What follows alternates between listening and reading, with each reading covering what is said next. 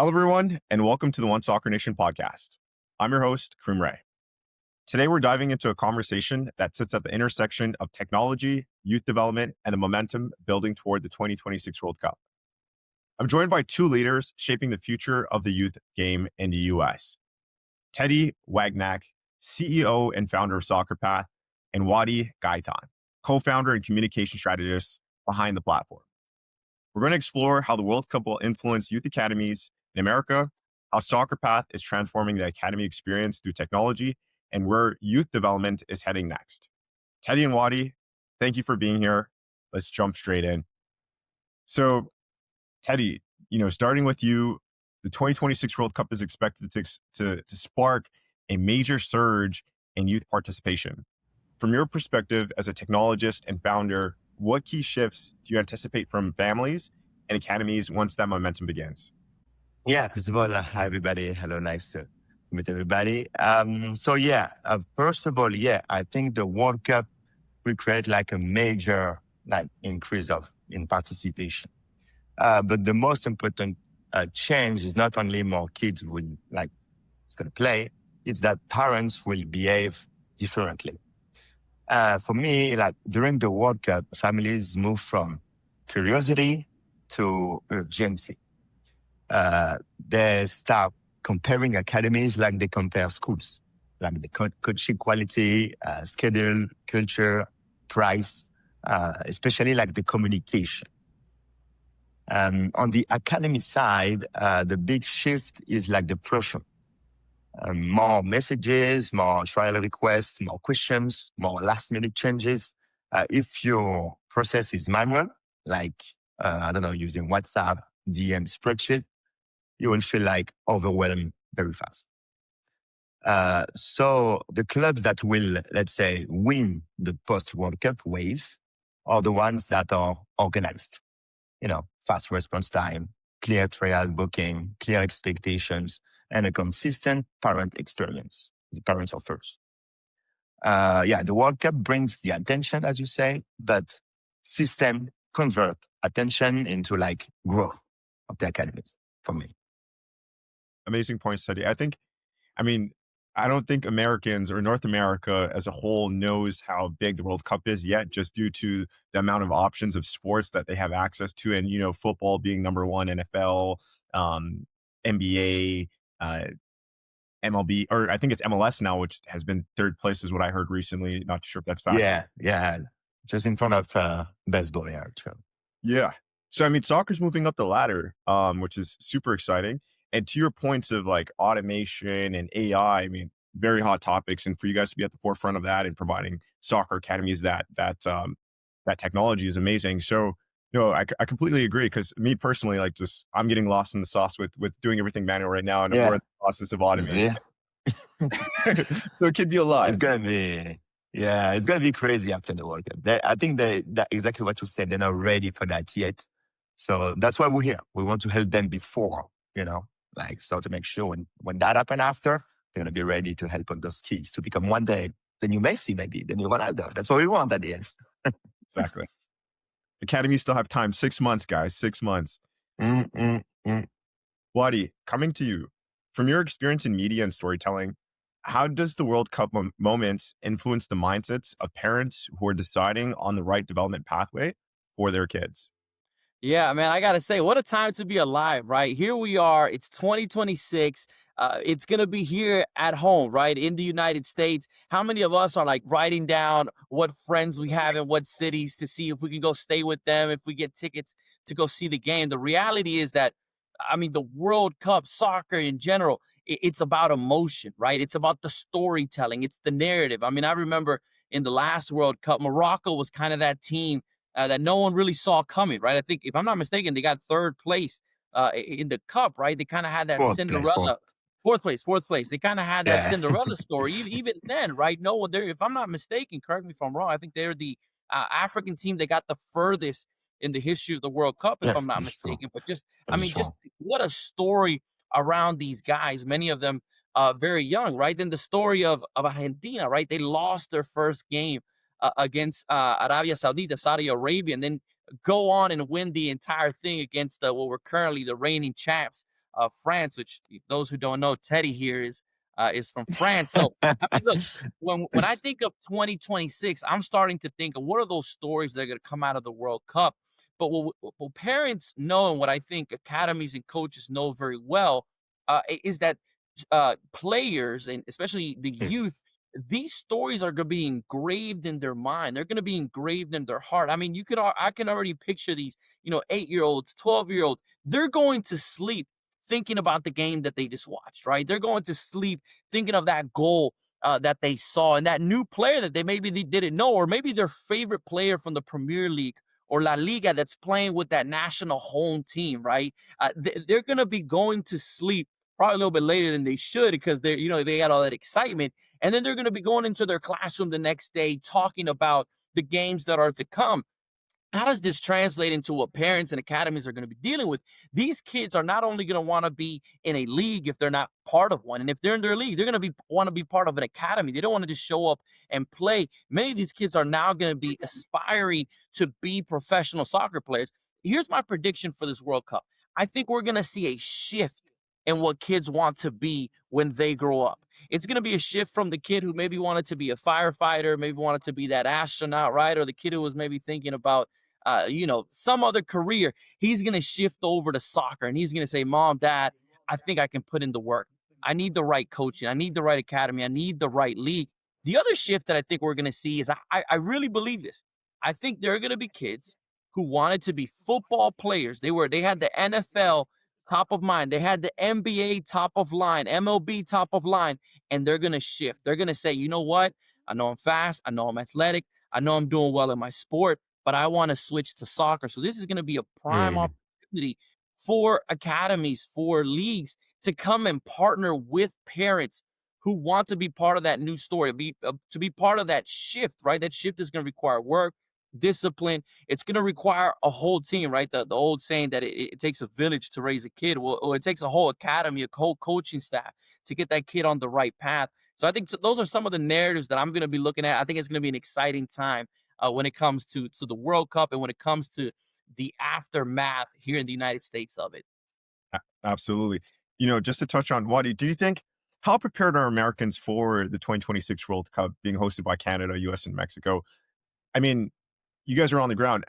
I mean, not just only like within the soccer ecosystem, but outside of that, individuals that are not within the soccer ecosystem that are fans of other sports, parents that have kids in other sports. What do you think? Do you think they're prepared? Are they aware of what's going on, or is it something that's going to surprise them? Yeah, there's two categories there. One, I would say it's like the country itself, right? The stadiums, the infrastructure. And therefore, we've seen Teddy and I actually have gone to several of these events. We're both in Miami. Teddy travels quite a bit. He's going to be in Philadelphia next week for a big coaches convention. So we actually get to talk a lot with these host cities. And matter of fact, Teddy was also at one of the Messi events.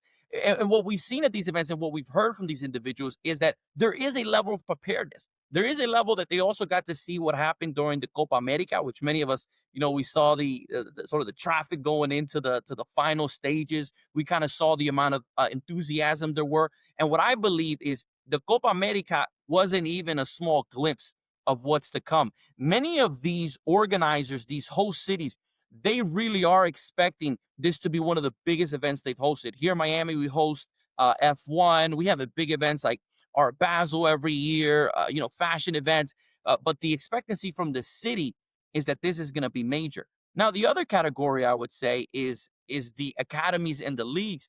And there we've seen a combination of both. There are some folks who I think haven't yet realized the amount of parents, like Teddy was saying, that are going to be calling, that are going to be texting them, that are going to be emailing them, that are going to be showing up to the camp.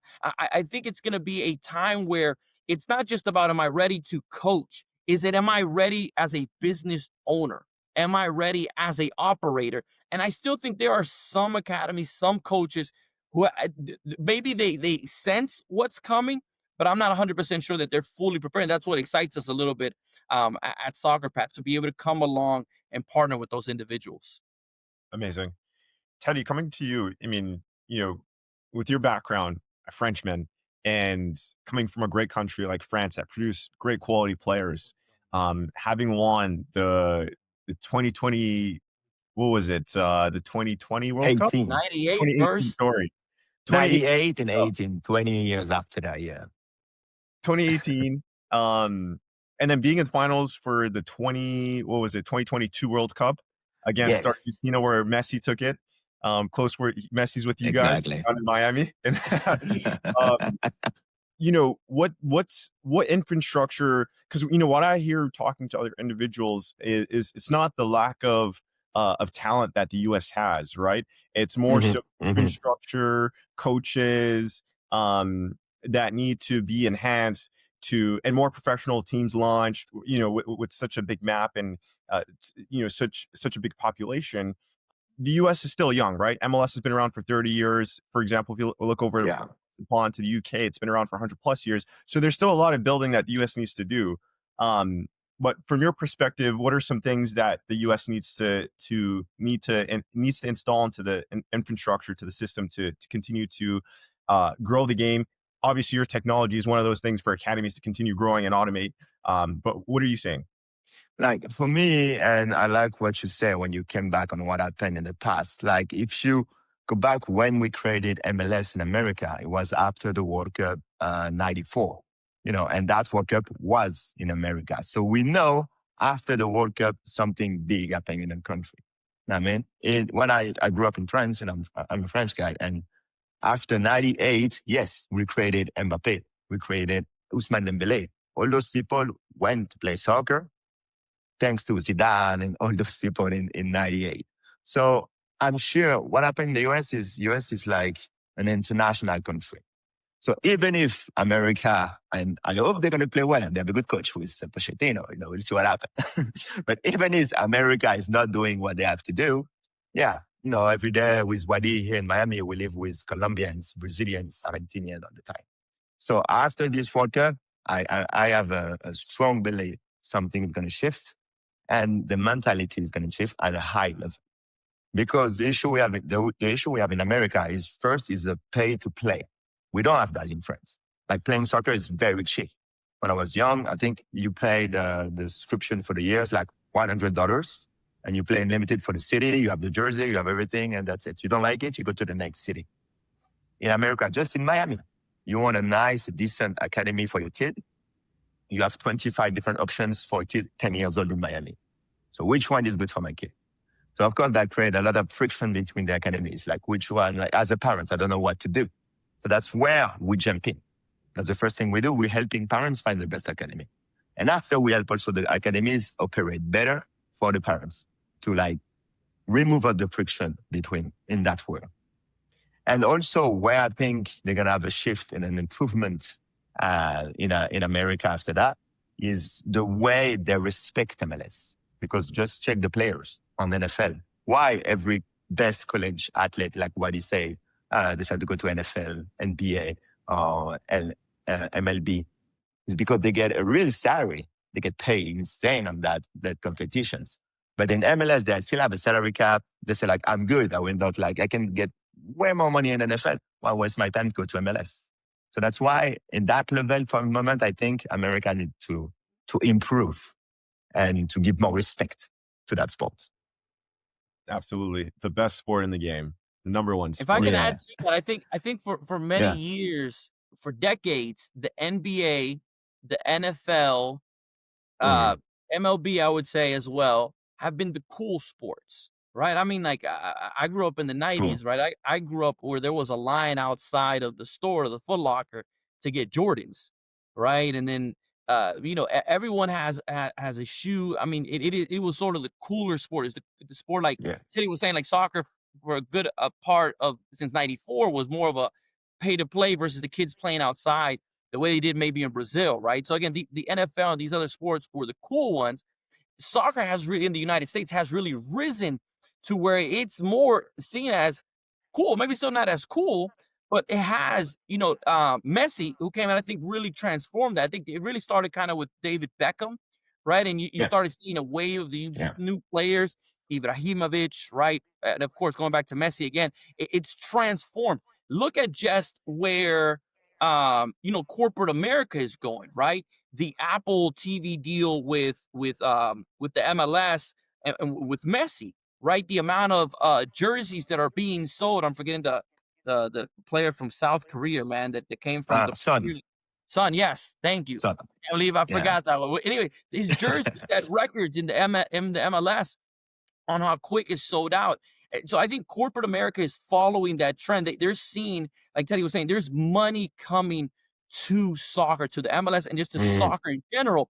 But now I think with the World Cup coming, it's gonna raise in its level of again being cool in the generation of saying like that's where I want to be. I want to be like that specific player. I want to have those specific shoes. The money's gonna follow that as well. I think that's one of the trends that we're gonna see after the World Cup.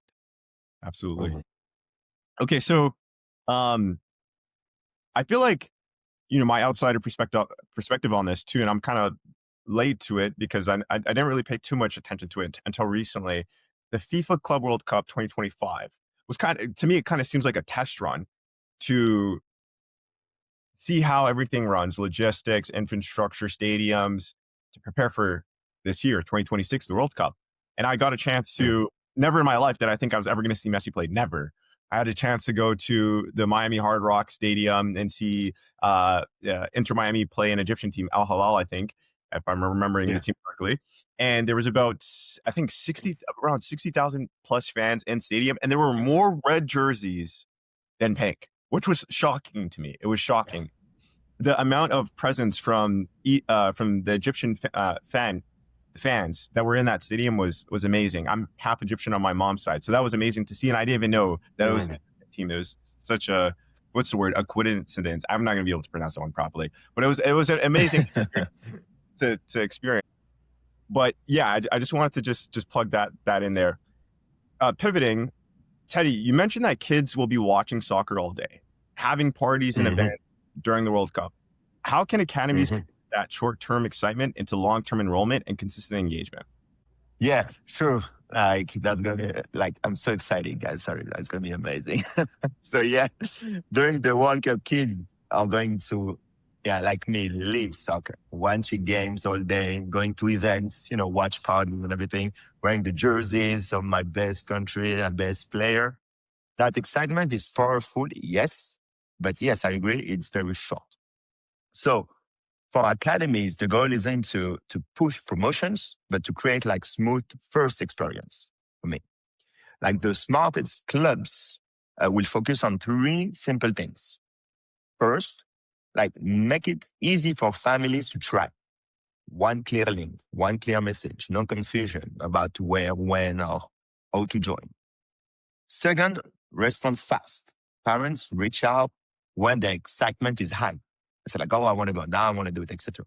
And if they don't hear back, like quickly, they move on. There's so many academies. I would say 25 academies in Miami for kids 10 years old. That one didn't answer me. I'm going to try another one. And third, guide them after the first session. Explain what the next steps are, what progress looks like, and what is like a first month should feel like. I think if families feel welcomed, informed, and taken care of from day one, they will step. So the World Cup creates the interest, but clarity, consistency are what turn the interest into a long-term commitment. For sure. And that, right off the bat, you're building trust. You're showing care to the client or customer. And then providing value within ecosystems. So no, great points. Wadi, when you look at OSIN's audience, club owners, executives, and investors, what do you believe they misunderstand most about how the youth academy market actually functions today? Yeah, I think if I can start this way, I'll say that what good academies, what good coaches understand is that typically an academy will not fail because of coaching, but it will fail or not progress or operate at its highest level because of its system and of its operations. Many times, look, we love soccer. Many individuals who start academies, who start coaching, they do it because they love the sport. But let's be honest, this is also a business, right? It's also a business where you need to have profit, where losses do occur, where you're dealing with customers. And look, customers who are parents sometimes are the most difficult, right? Because there's emotions. Everyone thinks their kid is the best, or their kid has a talent, or their kid deserves a shot, or if the coaches put a little bit more attention to their kid. So there's a lot of emotion in the aspect, but this is also a business, right? An academy, in order to thrive, they need to have a customer experience. They need to have a Mm, customer journey. Some of the things that Teddy talked about earlier when it comes to communications, when it comes to clarity. I mean, these are the things that we've seen talking to these academies. So to your question, I think what they misunderstand is how important those elements are. That yes, you could have great coaching, you can have a great staff, but if your operations and your systems are not in place, there is a chance you might not be the best academy in town. Why? Because your reputation is very important, your brand is very important. And that's if you're not returning phone calls, if you're mm, not answering emails, if you're not having a clear communication within the team, within practices, when there's cancellations, when there's trips, how much a cost is. These things matter to parents. I mean, that's the exciting work that we do here at SoccerPath, and the combination of Teddy's background, Teddy coming heavily from a tech and operations system, same thing on my end, coming from a communications and operations systems.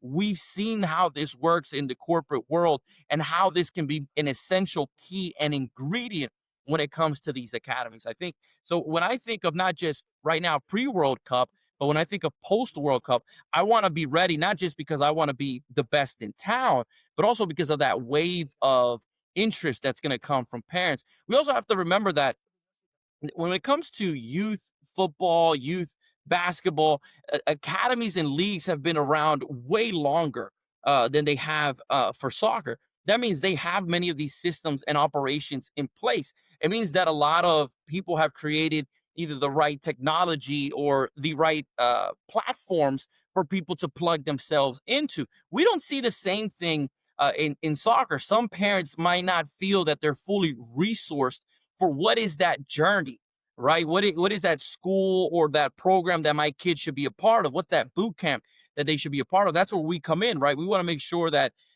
all these coaches and all these academies are prepared for that, that they have the right mechanisms in place, right? One of the technologies that we use is artificial intelligence. Our goal is to be able to empower academies and coaches to be ready and to be able to focus on what is the most important aspect, which is the player, right? And that's typically what these academies are good at. They're good at coaching. They're good at working with the players. We want to come alongside them and say, hey, we can take care of these operational side. We want to be able to take care of these systems. So I think those are the key factors that many people are thinking through right now or need to be thinking through, especially again, as the theme of this conversation has been ahead of the 2026 World Cup. For sure. Wadi, I know a few club owners in regards to on the academy side that in Canada and the US that still operate very manually. So I think there's an abundance of opportunity for you guys to target and to assist with automating those systems, implementing your system into their academy. So I mean, Yeah, regardless, yeah, imagine losing the next Messi in your academy because you didn't have the right email response system in place, right? mm, Imagine losing, the next Mbappe because you didn't have your system in WhatsApp, an automated system that gave the right information, right? Might have your coaching in place, but if you don't have these operations and systems in place, I would hate for that academy to lose up on that next player. And I really think I made a prediction earlier. My next prediction is that the U.S. will win a World Cup. And it will be, I think, from a result of someone who, again, was part of that shift from this 2026 World Cup. They will have players mm, on there that will look back and say, I remember that 2026 World Cup. That's the one that either sparked me to go to the next level. It's the one that made my parents shift academies, switch academies, because they thought this one wasn't either delivering at the highest level and they wanted to move over. So I think we're going to hear one day the U.S. saying, hey, we've won this World Cup. And part of their story is going to be the emotion, the stories, and the living of the World Cup here in the United States. absolutely. That I mean, going back to the player, I mean, capturing that player, that's a potential transfer fee. That's revenue Mhm. for the club Yeah. down the line. So I mean, huge opportunities, and yeah, the next Messi, the next Mbappe, soon, in a matter of time, will come from the U.S. 100%. And Yeah, that's to your for point, sure. winning the World Cup for sure as well. Teddy, with your background in cloud computing and Mm. SaaS clearly shaped SoccerPath's design, what technical problems inside youth academies motivated you to build your operational and communication tools the way you did? Yeah. So I really like this question because yes, I'm an engineer. I come from a tech world. I just love soccer. Is where I want to be like the rest of my life. So I built Soccer Path because I kept seeing the same problem everywhere with academies. Academies, they are great on the field, most of them, but chaotic off the field. That's the thing. Off the field, they don't know how to manage anything. So technical issues is like a fragmentation. Parents they will contact them through Instagram, send a message, or through WhatsApp, email, etc., just like what he said. And the club tries to manage everything by hand, manually. Like, okay, when I have time tonight, or maybe this weekend, or after the game. So what happened? Slow replies, missed messages, trails booked, but incorrectly. Parent confused. Okay, when is it? Where is it? How much is it? Etc. So the family disappeared and they stopped following with that academy. And as what he said, bad reputation. Okay, I tried to text, I don't know, that academy. They never answer me. I tried the next one. Don't go to that, etc. Parents talked a lot. When it's good, trust me, like they forget about it. But when it's bad, every other parents will know. Yep. So that's the most important for them. So yes, with my SaaS background, that made me think this is like a workflow problem. Clubs need like a simple system to capture interest, answer questions quickly, book trials smoothly, and follow also automatically.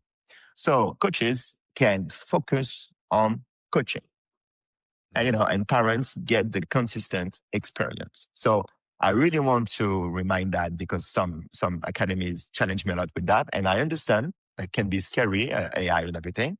We are not replacing the human relationship, like never. We want to keep that. We want to help that. We're just removing the friction that break it. I mean, that's what we try to do with Sonic. Yeah. Yeah, no, tell you what, I mean, all the points that you mentioned were great points. I think so. I mean, to relate it back to like myself, when I don't have, when I didn't have the right systems in place, I wasn't organized. I didn't have clarity and I didn't feel good. And I felt like there was so much going on. Yeah. But when I started to implement the right systems, and incorporate artificial intelligence, I started to move faster, be more organized and feel good. You see, exactly. Yeah. Yes. Yeah. I mean, connecting it back to the parents, I mean, again, like that importance of your reputation, that's important, and protecting that with implementing your technology can assist those academies. Yeah, 100%. Wadi, working directly with families and clubs, what have you learned about what parents value most when choosing a coach, academy, or development environment through SoccerPath?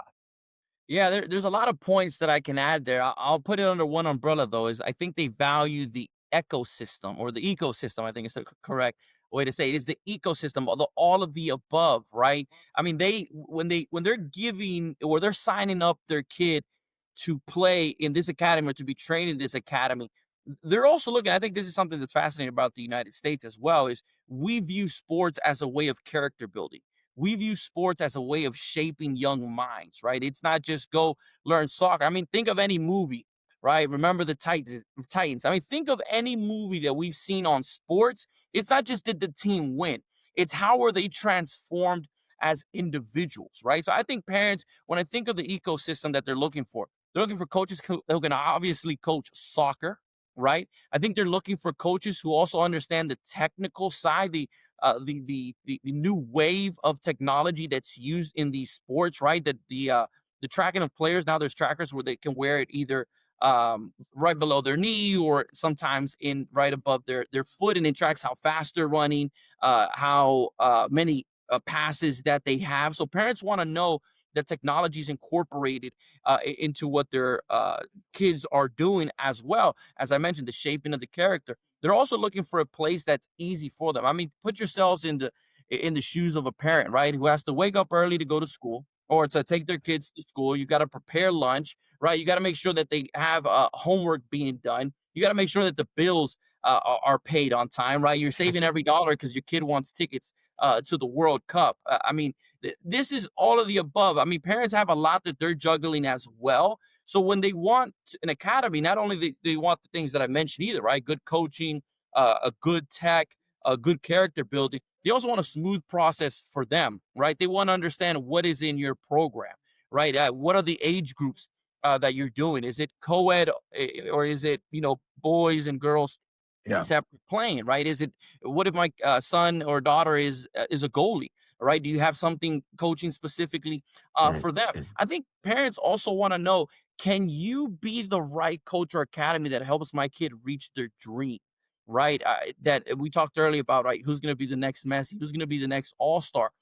Parents many times when especially youth, they're thinking about college. They're saying, hey, maybe my kid will be able to make it to the MLS. Maybe they'll make it, a top player, make it to Europe or South America. But there many times they're also just thinking about college. Is this somewhere where my kid can get a scholarship, right? Is this camp developing the kids enough where they can compete at a higher level? So I think academies really have to think about that entire ecosystem, making sure that they can provide that to the parent. And look, let's not forget, they want to have fun. Parents want to go out there and they want to know that their kids are going to have fun and that they, as a parents, have a community as well, right? That they can interact with the other parents, that they can communicate with the other parents, that it's building a team, not just of kids, but a team of parents who are supportive to these kids. I think those are some of the fundamentals that again, parents are really looking for when it comes to their kids. Yeah. I have a quick story that I want to share with you guys too, and it connects back to Yeah. what you just said. But it's not soccer related, but it's life related, so we'll all connect to it. So there was a gas station I used to go to, and I usually like to use my car, put it in the machine, and take it out. At Mhm. The machine used to be so slow, I got frustrated and started looking at other locations. And I found a gas station that was still close by, but was fast. So something that was fast and frictionless.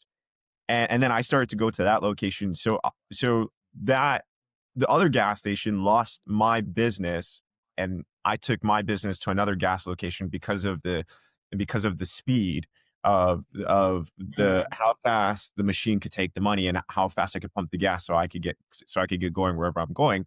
And to tie it back to Wadi, what you were just saying about soccer, and to Teddy, what you guys are saying about making it simple, clear, frictionless, trust, showing care, responsive time, all those points is why implementing what you guys have built into these academies is going to help amplify these clubs or academies and take their business to the next level. So, I mean, Yes.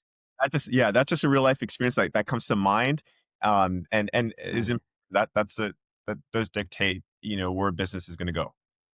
Yeah, speed is such a key component now in what we're living, right? Everything's Mm. instant, right? I mean, like whatever is it that we kind of want, if it's Uber Eats, right? If it's an actual Yeah. Uber drive, if it's food, whatever it is, nowadays it's a matter of speed of how quick, how quick do we get something up on Instagram, on TikTok? Like everything is just so instant. That's what we're used to. And I mean, think about these parents who are, again, maybe there's an emotion at the moment. They're watching a game. They're like, hey, I'm gonna look up academies. The reality is they're probably gonna go to 2 to 3 different places to see who responds.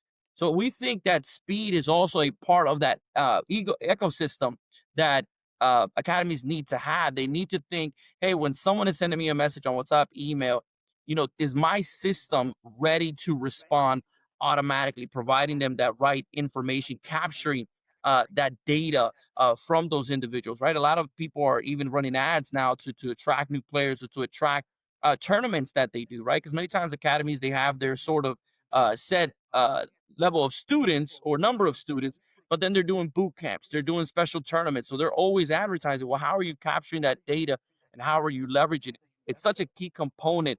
And if an academy is not thinking through these things, I think they're going to miss on a wave of excitement that's coming. Absolutely. Teddy, you said soccer Yeah. path already makes academies more efficient. Can Mm. you walk us through a real example where your platform meaningfully improved an academy's operation Yeah. or parent communication?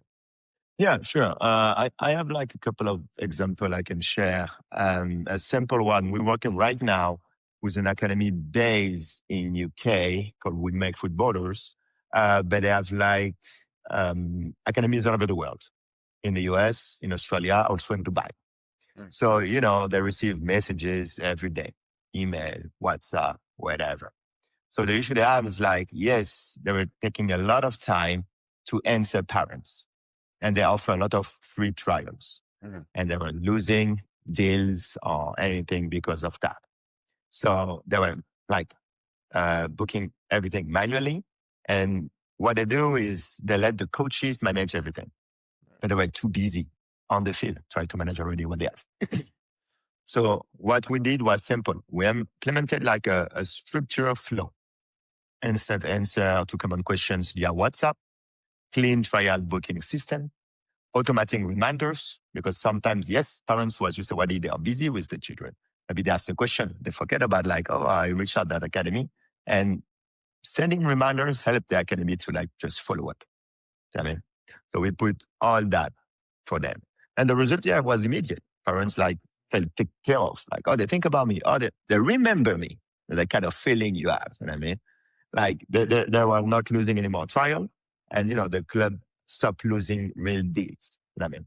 So that changed the communication directly with the parents, and there's very concrete.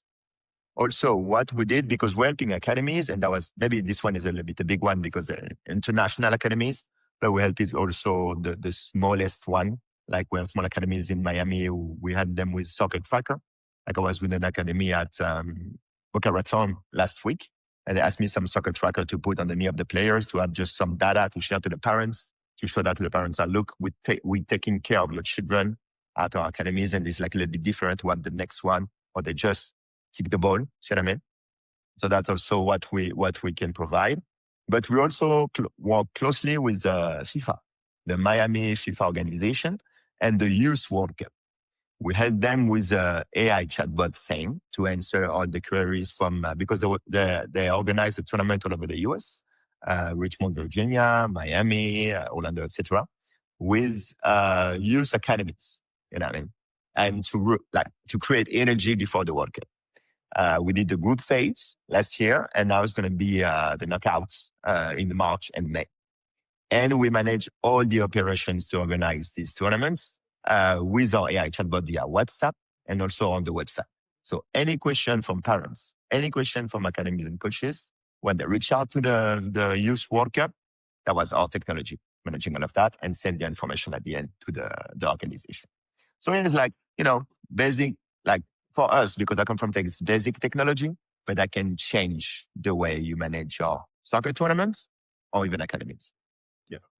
Kareem, I love that question. I love that answer from Teddy because, and I want to add an example as well, but Teddy's example of the FIFA Youth World Cup, I mean, Teddy, correct me if I'm wrong, we had close to 1,000 teams. And I'm talking about we were focused originally just on a region because they kind of brought us on, and Teddy can tell me how much I can share here. They kind of brought us on towards the end because they're like, hey, we're kind of having trouble keeping up. And we're like, all right, we got it. Like, this is what we do.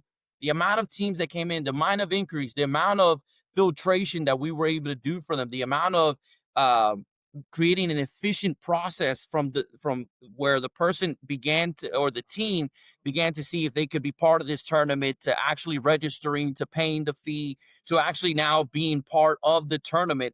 I mean, we created that efficiency for them that allowed, or was a key component. I don't want to take the full credit, but it was a key component in making sure that they had the full number of teams that could compete. But then another example, that's like a big, organization. But we also work with very small. We use the word academies, and some folks might be thinking, right, with 10 coaches and like 4 fields. Mm. We work with academies that's just 1 to 3 coaches, right? And I remember this was probably in, I want to say maybe October, November. Teddy and I were here in Miami in an area called El Doral, and we were meeting with one of the owner and coaches of a very small academy. We were having some arepas there, some Venezuelan food, if anyone's familiar with it. But they were telling us that what they loved about our service is that for them, it really took stress off of their shoulders, right? Especially when you're a small organization, you don't maybe have the front desk staff, right? You don't have the person who's always answering phone. The phone number on the website is your own phone number, right? You're getting calls from your family, you're getting calls probably maybe from your first job, and then at the same time you're getting calls from parents and from people inquiry. That can be very stressful. That can be a lot of work. That can create a burden on someone who's trying to run a business that's supposed to be fun and helpful to kids. So I'll never forget that story of that coach telling us, what you guys have allowed me to do is to focus on what I love. And what I love is teaching kids soccer and coaching them. So there's the big examples like the FIFA youth tournament that we did, but there's also the small, academy here in El Doral, Miami, that we were able to allow them to keep the business running and have let them focus on what they love doing most, which is coaching soccer. Wadi, the many points that you'd mentioned that I think a lot of coaches can relate to. A lot of business operators in the space can relate to. So, I mean, again, I mean, there's so much value with the technology that you guys have created to provide to these clubs and academies. Um, Wadi, as you know, coming back to you, as SoccerPath expands across Florida and new markets, what indicators help you determine which region are most ready for growth, whether it's player destiny, academy maturity, parent demand, or something else?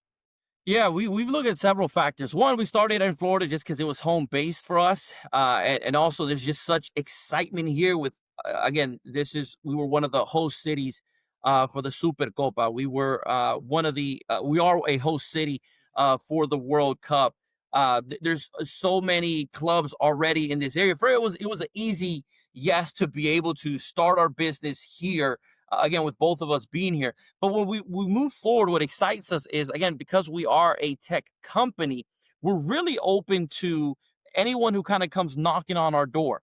Now, that doesn't mean that that's how we've gone forward. We've gone specifically to look at areas like North Carolina, like Virginia, Pennsylvania, New Jersey, and New York. And what's attracted us a little bit to these areas is one, that there is a infrastructure and there is already a leagues, academies, boot camps in that area. So what we do is we don't start your league in the sense of we don't kind of set up the team, and we don't recruit coaches. What we do is where there are teams already in place, where there are academies in place, we come alongside them and partner in that area. And many of the regions that I mentioned, soccer has, again, these places have already that infrastructure in place. But what's exciting us again for the World Cup and what we've been doing, I would say probably the last year, is being ready to be able to just scale nationally. Again, because it is a tech. We have folks who, we would walk through them through our menu of options that we have, everything from the AI chat box that you have right there on your website, which I will add, the reason that chat box is so important, this is what the coach from El Doral, Miami was telling us, is that many times parents call with the simplest questions, right? And that's not a hit on parents, right? Sometimes it's because you don't want to scroll through the website or because you just want clarity on something. But there's parents calling just asking for ages, the price of the program, when does it start, if what area in Miami are they in, the very some basic stuff that you kind of don't want to be on the phone repeating. Yes, we accept kids starting at the age of 3, right? Yes, we're at this local school or park, right? And the chat box does all these things, and this is a technology that we've been preparing the last year to scale at a national place where we can, again, people from Arizona, people from California, they can take this technology and it can be ready for them. So again, to kind of answer your question more directly, we started in Florida, but this last year has really been preparing, not just on the team side, but on the technology side, to be able to scale. We do have academies outside of Florida. We're just excited to see us be in all 50 states. Yep.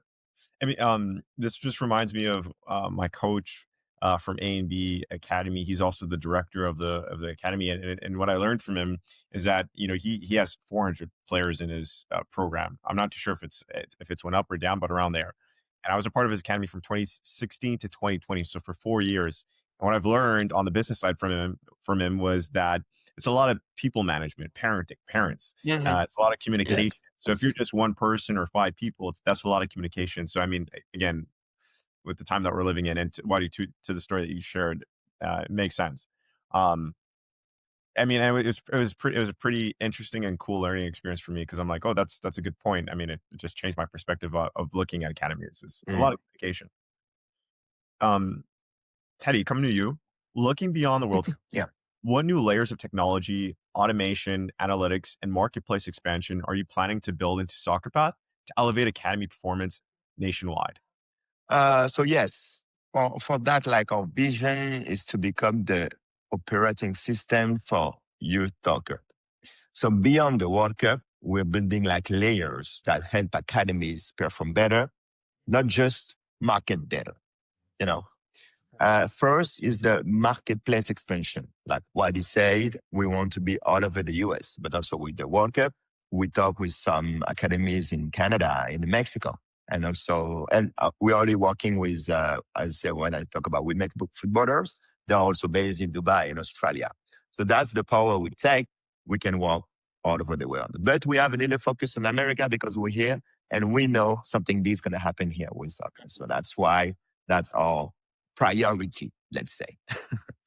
And yes, we want, of course, more academies and a better discovery for families because I like to remind you, we build SoccerPath, first of all, to help parents find the best academies around them.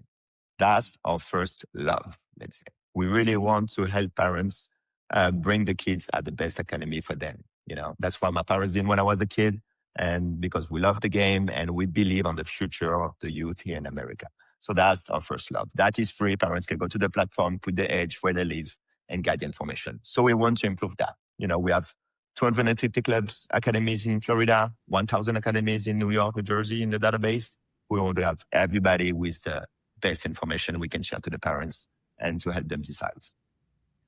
Then also, second is everything linked to automation, as we say, lead capture, trial booking, reminders, follow-up, onboarding.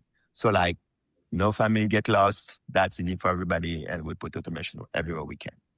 And also analytics, you know, I would say we have soccer tracker, like a technology using AI come from France. I want to be able to share that to all the academies here. So helping clubs understand what is good and what is not. And also help them track the KPIs. Okay, maybe our marketing message is not good. Maybe the way we do the trial at that time, nobody come, etc., improving all of that for them. So, and yeah, we're building more tools also for the performance and the contents like highlights and development tracking when it makes sense. You know, we are already partnered with VO, that kind of technology. We film the games and we give back the data to the parents because yes, there is already technology in place, but academies and coaches, sometimes they don't have time to use that, you know, or they don't know how to use that. And then they think it's a good idea for sure, but they're too busy. So we take also this burden from the coaches and it's like, okay, that part, we do it. Tell us which game, which training we want us to be. We're going to do it. So the point is simple. Coaches focus on the development and the platform handles operations and communication consistently for them. Nice. Yeah. Wadi, if every academy director listening could walk away with one practical insight to prepare their club for the post-World Cup wave of interest, what would you tell them? Yeah, I would tell them, let's get ready, right? I would tell them, get ready. The United States, I would say, is a gold mine of soccer players and of soccer interest. And academies, leagues, and coaches are going to be that road to success. But we must be ready. So I would tell them, look, I know we talked about what we do here at soccerpath.us, but if it's with us or if it's with somebody else, we all love the game of soccer.